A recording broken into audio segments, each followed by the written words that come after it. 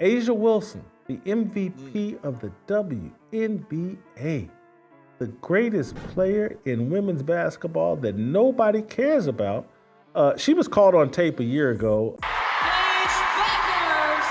as black women, Paige reminds me a lot of you. Like, you say you're not really about me. And she knows how her privilege has gotten her to that point. Preaching to, wagging her finger at, telling Kelsey Plum, her teammate, about her, white privilege and how Paige Becker understands it and blah, blah. Anyway, this old clip has gone viral this week. And also, like, she's good at basketball, obviously. But, like, she understands her privilege. It's like what pushes her over the top, in a sense. It reminds me a lot of you.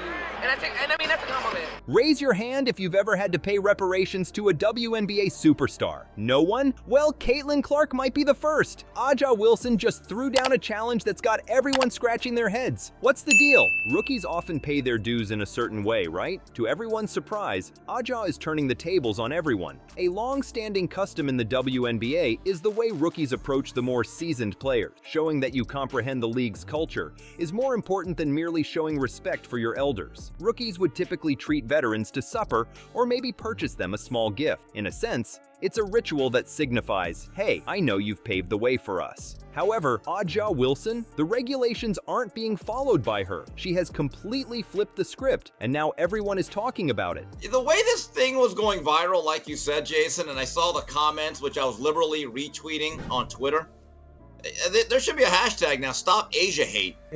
Let's start there. Is that a compliment that she understands her white privilege?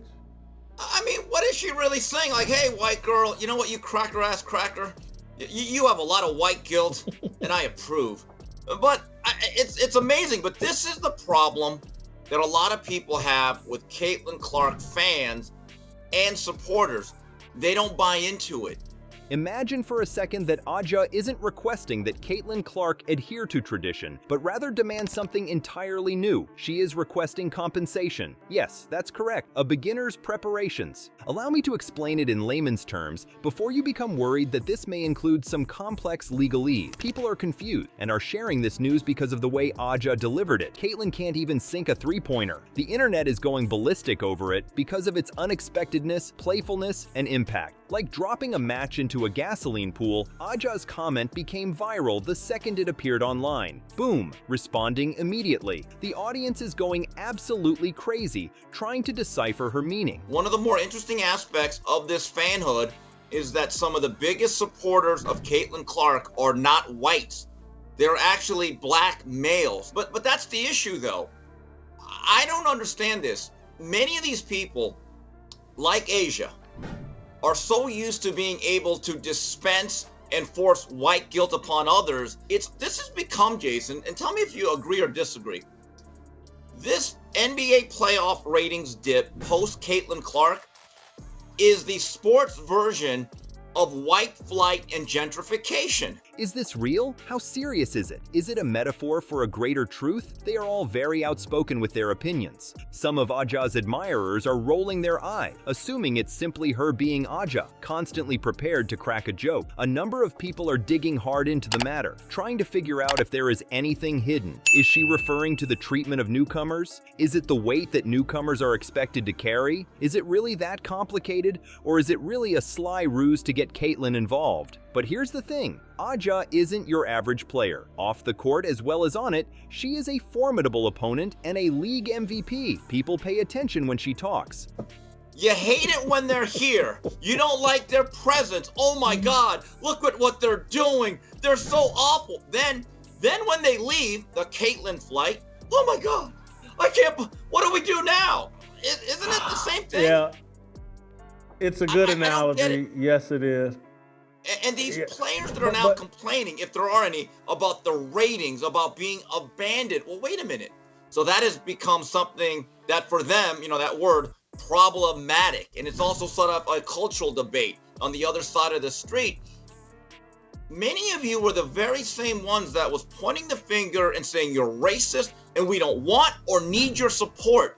So in theory, you're getting what you want and you should be happy for the lower ratings. so be careful what you wish for. At the moment, she is referring to a highly anticipated rookie in the WNBA. This rookie, Caitlin Clark, is no ordinary one. Even before she plays in her first professional game, she has the league's attention, having broken records and turning heads. Therefore, Aja's demands for reparations from Caitlin go beyond mere supper and a present. It's making people think about the modern WNBA rookie class. Tell me how things are evolving. When a league is changing at such a rapid pace, what does respect mean? The response isn't limited to fans either. Current and former WNBA players, as well as analysts, have all weighed in with their opinions. Others are asking whether this will create a new standard for interactions between rookies and veterans, while others are praising Aja for mixing things up. Caitlin Clark should also be remembered in this context, as if that weren't bad enough. One of the game's top stars has unexpectedly called her out as she enters a league where she is already well known and where expectations are quite high. What is her expected reaction? Will she comply? Could she turn the tables on Aja? One player is stealing the show as the league changes.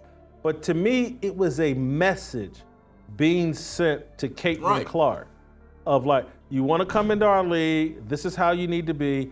And I think it's a message to Nike. I probably tend to think it wasn't even on accident. Knew she was being recorded, knew it would get out there. And it was, because I think this was a year ago, and it's gone viral now this week. Again, as I talked about last week, based off the Ethan Strauss deal, A'ja Wilson has a signature shoe and logo with Nike. No one's gonna buy her shoe. So there's a mindset that A'ja has to adopt to justify getting treatment she knows she doesn't deserve. According to the stats, Caitlin Clark is far from being a typical rookie. For first-year players, how is she changing the rules? Now we may discuss Caitlin Clark. There will be a tsunami in the WNBA as a result of this girl. She attended university, out of this world. Everyone was staring at her games because of her record-breaking performances. Moreover, now that she has reached the major leagues, she's moving at a breakneck pace. It usually takes newcomers a while to get going. As they step inside, they struggle to comprehend how to compete with the experts. No Caitlin. She sprinted into it as if she'd been a resident for years. The rookie adjustment period seems to have been superfluous. She seems to have gone straight to seasoned pro. The thing that's truly out there is just how she's impacting the league. Her performance on the court is only one aspect of this. More people are watching the WNBA now than ever before because of Caitlin Clark. Believe it or not, 1.8 million people tuned in to see a game in which Caitlin participated, even on a Sunday when the NFL was in town. Wow, that's really ridiculous. The league MVP's appearance in a game brought in 900,000 spectators, just to give you an idea. Those figures are about to double for Caitlin as a rookie. Everyone is taking note, not just the fans. This is being handled by professionals. Rumor has it that Caitlin could be the WNBA's game changer. This player has the potential to change the course of women's basketball history. It appears like Caitlin is thriving under the immense pressure that comes with being just starting out. She's the Tim Duncan of the WNBA. Hey, that's great. I love Tim Duncan, great player. Doesn't sell shoes, doesn't drive TV ratings. That's not what he does. That's who A'ja Wilson is. It's all just it's endless reparations. Give me things I don't deserve, and white girl, you take a backseat to me. I think exactly is one of the reasons why for the past 20 some odd years, nobody has cared about this league, why there is certainly an antipathy towards it. That's what these young ladies, these fine feminist athletes seem to be asking for and almost begging for. But here's the issue. They don't want the ramifications of such action. Reverting to Aja's demand for compensation is the next logical step. I can almost feel it clicking into place now, can't I? A'ja isn't the type to pick on inexperienced players. The uniqueness of Caitlin Clark is being acknowledged by her. She seems to be implying, hey, you're not just joining our league, you're changing it. Put it in your mind. Caitlin is generating buzz about women's basketball, setting new records and drawing in spectators. To every player in the league, that is a massive deal. Everyone benefits from increased visibility, which in turn increases sponsorships and viewership. The veterans are already benefiting from Caitlin's success in a sense. However, things start to get intriguing at this point. Aja's lighthearted demand goes beyond simply recognizing Caitlin's influence. It's a thoughtful approach to formally welcoming her to the league as well. "We see you, we know you're special, and we're glad you're here," is the equivalent of this: respect with a dash of humor and a healthy dose of friendly competition. The usual chemistry between rookies and veterans is being disrupted by this entire circumstance. Clark's shoe, whenever that is released, comes out, they ought to call it the air suppression. Because basically they are marketing A'ja Wilson by suppressing anything having to do with the most popular player in the league. Since you brought it up, I'm going to touch on it just for a bit. The ratings, I believe 2 Sundays ago with Caitlin Clark, she drew 1.8 million viewers on an NFL Sunday. I really do. And I think moving forward, I think that number is going to, as the playoffs continue on, I think that number is going to continue to come down. I wonder, this actually needs to be studied. What other sports league has diminishing ratings as you get closer to the championship? In most situations, the newcomers are the ones seeking to show themselves to the more seasoned players. Regarding Caitlin, though, the veterans are taking note of her because of all the excitement and talent surrounding her arrival. It's a complete and utter game changer. And the most insane thing is, this is only the first step. Few professional games have been played by Caitlin. Considering how much of a splash she is already making, just wait till she has a whole season under her belt. The possibilities are absolutely phenomenal. Playfully demanding compensation from Caitlin Clark, A'ja Wilson isn't joking. It's a strategic move in a larger game. In this discussion between a newbie and a veteran, what is actually happening behind the scenes? Here we will dissect it. To begin, A'ja does not perceive Caitlin as a threat. Absolutely not. Well, what about this reparations thing? A'ja is essentially extending an invitation to the rookie sensation in this way. Put it in your mind, there is no shade when the league MVP singles you out in such a way. "Hey, we see you, Caitlin," A'ja is essentially saying. "Dude, you're not your average beginner. It's all thanks to you." It's a wink disguised as a jest, conveying respect. That's the way experts tackle things. However, things start to get intriguing at this point. It's not just Caitlin that A'ja is inviting. With her, the whole rookie-vet relationship is shifting. If Caitlin Clark somehow wins the WNBA championship this year, she will have put together the greatest rookie season in the history of professional sport. Include Caitlin Clark in the conversation, as I like to do, but we're also going to bring the NFL, Patrick Mahomes, Lamar Jackson, Caitlin Clark, Deion Sanders, all in the same boat with historical perspective and knowledge.